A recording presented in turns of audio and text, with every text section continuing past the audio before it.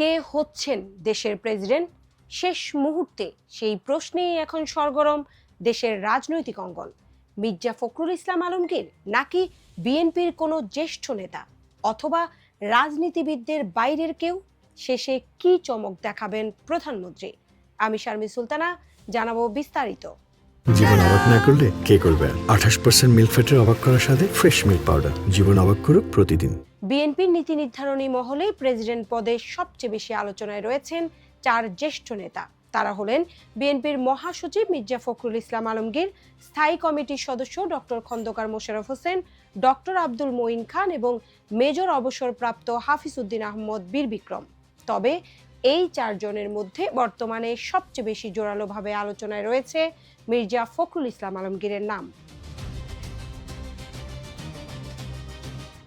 দীর্ঘ রাজনৈতিক পথচলা, দলের কঠিন সময়ে নেতৃত্ব, পরিচ্ছন্ন ভাবমূর্তি এবং দলীয় প্রধান তারেক রহমানের সঙ্গে দীর্ঘদিনের রাজনৈতিক সম্পর্ক, সব মিলিয়ে প্রেসিডেন্ট পদে ফখরুলকে এগিয়ে রাখছেন সংশ্লিষ্টরা।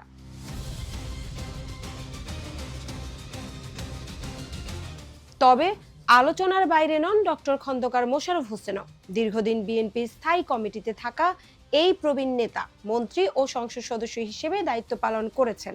রাজনৈতিক জীবনের নানা সংকট ও কারাবরণের মধ্যেও ছিলেন দলের সঙ্গে।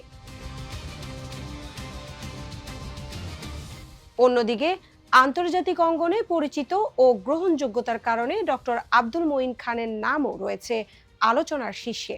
রাজনীতির পাশাপাশি তার রয়েছে দীর্ঘ একাডেমিক ক্যারিয়ার এবং বিদেশে কূটনৈতিক মহলের সঙ্গে যোগাযোগের অভিজ্ঞতা। আর মেজর অবসরপ্রাপ্ত হাফিজ উদ্দিন আহমদের ক্ষেত্রে সবচেয়ে বড় বিষয়, তিনি বর্তমানে ভারপ্রাপ্ত প্রেসিডেন্টের দায়িত্বে রয়েছেন। মুক্তিযোদ্ধা সাবেক সামরিক কর্মকর্তা, সংসদ সদস্য ও মন্ত্রী হিসেবে দীর্ঘ অভিজ্ঞতাও তাকে এই দৌড়ে গুরুত্বপূর্ণ করে তুলেছে।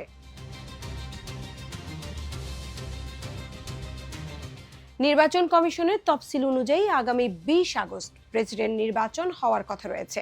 আর বিএনপির সর্বোচ্চ নীতি নির্ধারণী ফোরাম এরই মধ্যে পরবর্তী প্রেসিডেন্টের নাম চূড়ান্ত করার দায়িত্ব দিয়েছেন দলটির চেয়ারম্যান ও প্রধানমন্ত্রী তারেক রহমানকে। অর্থাৎ সবার নজর এখন 4 জনের মধ্য থেকে শেষ পর্যন্ত কাকে প্রেসিডেন্ট মনোনয়ন দিবেন তারেক রহমান।